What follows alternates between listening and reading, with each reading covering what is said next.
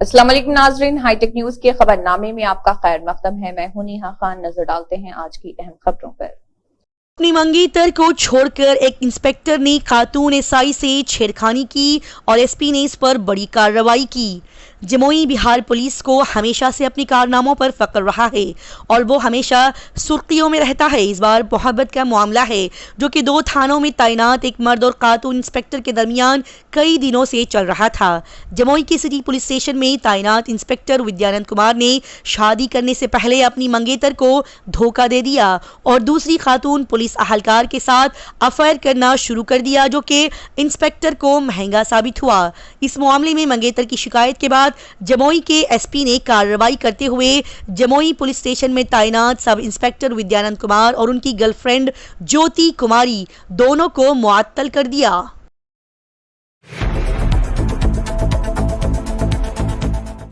Junior Mahmood 4थे stage के cancer में मुब्तला हैं। उनके दोस्त सलाम खाजी ने सोशल मीडिया पर इस बात की जानकारी दी है। मारूफ अदाकार जूनियर महमूद कैंसर के बाद जद्दोजहद कर रहे हैं। ये बात उस वक्त सामने आई जब जॉनी लीवर के साथ उनकी एक वीडियो मीडिया के जरिए मंजरेआम पर आ गई। ये बात उस वक्त की है कि जब जॉनी लीवर उनसे मिलने गए और उन्होंने महमूद से बात की तो उस वक्त उनकी एक वीडियो बनाई गई जो इंटरनेट पर अब काफ़ी तेज़ी के साथ वायरल हो रही है। इत्तलात के मुताबिक महमूद को स्टेज 4 का कैंसर है। एक रिपोर्ट के मुताबिक महमूद के करीबी दोस्त सलाम खाजी ने उनकी बीमारी की इत्तला दी है। उन्होंने कहा कि कैंसर का पता सिर्फ 1 महीने पहले हुआ था और वो अब 4थे मरहले में हैं और उनके फेफड़े और दीगर आज़ा बुरी तरीके से मुतासिर हुए हैं। डॉक्टरों ने हमें बताया कि उनके पास जिंदा रहने के लिए सिर्फ 40 दिन बचे हैं, लेकिन हम सब उनके लिए दुआगो हैं। सलाम खाजी ने आगे बताया कि जूनियर महमूद 2 महीने से बीमार थे और सबको लगता था कि उन्हें कोई परेशानी है, लेकिन अचानक उनका वजन कम होना शुरू हो गया, जिसके बाद पता चला कि उन्हें 4थे स्टेज का कैंसर है।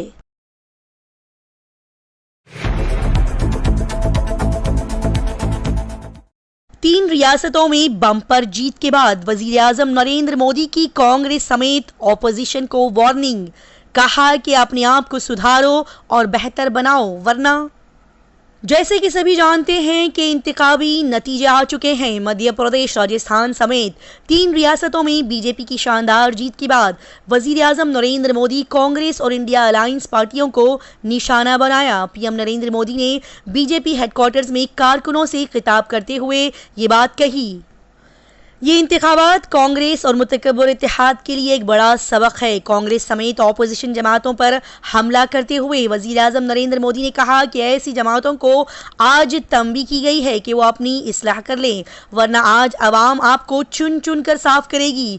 वजीर आजम ने आगे कहा कि ये इंतखाबी नताइज कांग्रेस और उसके मुतकब्बर इत्तेहाद के लिए है। ये भी एक बड़ा सबक है। सबक यह है कि सिर्फ चंद फेमिनिस्ट तस्वीर कितनी अच्छी होगी, अगर हम स्टेज पर इकट्ठे हो जाएं मुल्क का एतमाद नहीं जीत सकते। मुल्क के आवाम के दिल जीतने के लिए कौम की खिदमत का जज्बा होना चाहिए और इत्तेहाद में गुरूर नहीं होना चाहिए, जो कि कांग्रेस में मुझे जर्रा बराबर भी नजर नहीं आता।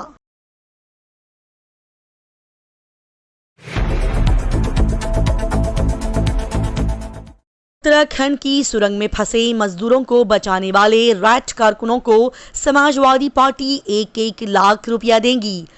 जी नाजरीन, समाजवादी पार्टी ने उत्तराखंड टनल के रैट कारकुनों के लिए 1-1 लाख रुपये देने का ऐलान किया है।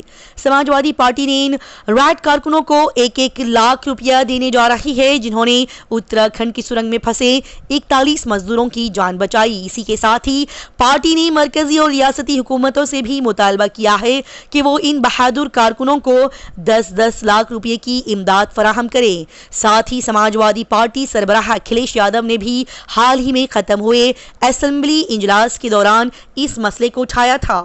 बता दिया जाए कि इन रैट कारकुनों की वजह से ही 17 दिनों से उत्तराखंड टनल में फंसे 41 मजदूरों को बहिफाजत निकाला जा सका।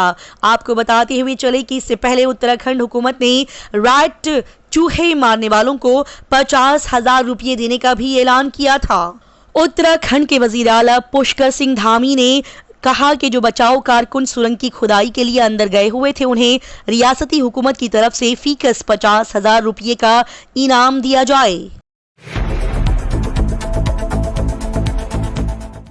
ऐसा हो ही नहीं सकता कि 3 रियासतों में करारी शिकस्त के बाद कांग्रेस ने ईवीएम पर सवाल न उठाए। जैसे कि सभी बेहतरीन अंदाज से जानते हैं कि मध्य प्रदेश समेत 3 रियासतों में कांग्रेस को भारी शिकस्त का सामना करना पड़ा है। बीजेपी मध्य प्रदेश, राजस्थान और छत्तीसगढ़ में अपनी हुकूमत बनाने जा रही है। दूसरी तरफ कांग्रेस बीआरएस को शिकस्त देकर तेलंगाना में इख्तिदार हासिल कर रही है। 3 रियासतों में झटकों के दरमियान कांग्रेस ने ईवीएम का मसला उठाया है। यूपी कांग्रेस के तर्जुमान अंशु अवस्थी ने कहा कि ईवीएम को हटाने और इस पर दिमागी तूफान की जरूरत है और बताया कि ऐसा हो ही नहीं सकता कि 3 रियासतों में करारी शिकस्त के बाद कांग्रेस ने ईवीएम पर सवाल न उठाए हों।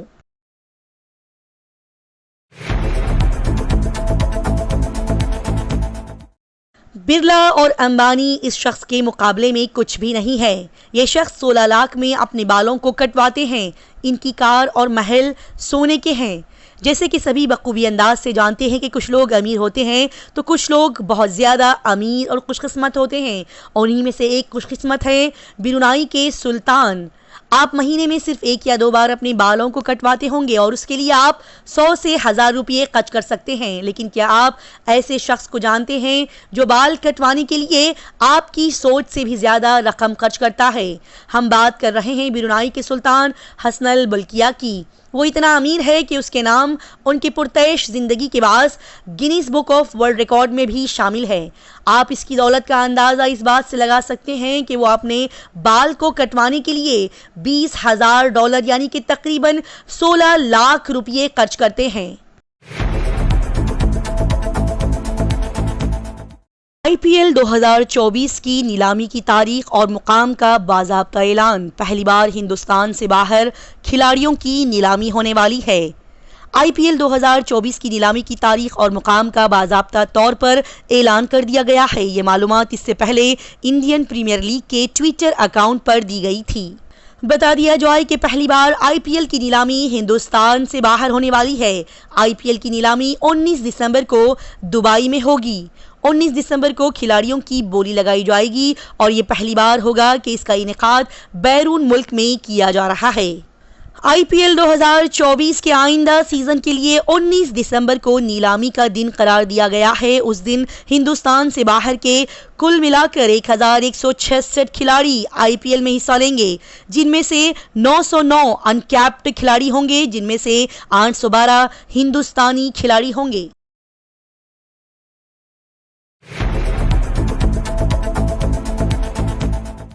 प्लास से खींच कर नाखून निकाले गए, उल्टा लिटाकर मारा और पीटा गया। 4 दिन तक अंधेरे में पुलिस ने 3rd डिग्री दी।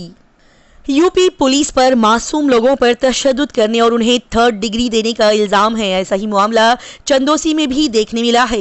चंद रोज पहले थाना बनाथर के पुलिस ने चोरी के मामले में 7 अफराद को हिरासत में लेकर पूछगछ शुरू की थी। इसी दौरान एक नौजवान से चोरी शुदा बैटरी भी बरामद की गई। इल्जाम है कि पूछगछ के लिए हिरासत में लिए गए इन 7 अफराद पर पुलिस ने तबाही मचा दी। उन्हें 4 दिन तक अंधेरे में कैद रखा गया और 3rd डिग्री बुरे अंदाज में दी गई। पुलिस ने सबको उस हद तक मारा कि तमाम हदें पार हो गई। पुलिस के तशद्दुद की हदें उस वक्त पार हुई जब उन्होंने न सिर्फ लोगों को उल्टा लिटाया और बेल्ट से मारा पीटा, बल्कि एक नौजवान के हाथ पांव के नाखून खींच कर निकाले। अंधेरे में तशद्दुद का निशाना बनने वाले नौजवानों की चीखों पुकार पर पुलिस को जर्रा बराबर भी तरस न आया। 4 दिन तक तबाही मचाने के बाद पुलिस ने सबको नीम मुर्दा हालत में घर भेज दिया।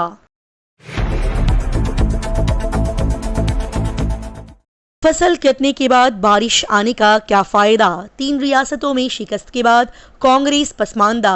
क्या इंडिया ग्रुप साइडलाइन हो जाएगा? असेंबली इंतखाबात 2023 के नताइज आ चुके हैं। 3 रियासतों के असेंबली इंतखाबात में कांग्रेस की खराब कारकर्दगी ने हिंदुस्तानी इत्तेहाद में पार्टी की सूरत को पस्त कर दिया है। पार्टी को छत्तीसगढ़ और राजस्थान में इख्तिदार बरकरार रखने का यकीन था, जबकि कांग्रेस मध्य प्रदेश में जीत दर्ज कराने की वो उम्मीद कर रही थी। लेकिन अब कांग्रेस का यह इक़दाम तीनों रियासतों में उल्टा पड़ गया है। उम्मीद की वाहिद किरण तेलंगाना है, जहां के चंद्रशेखर राव की दहाइयों पुरानी हुकूमत का तख्ता उलटने के रास्ते पर है। इत्तेहाद में अपने कद काट को बड़े भाई के तौर पर देखकर हिंदुस्तान की दूसरी जमातें कांग्रेस को उनसे मुख्तलिफ करार दे रही है। लिहाजा 3 रियासतों में शिकस्त के बाद कांग्रेस का चेहरा उतरा हुआ नजर आ रहा है।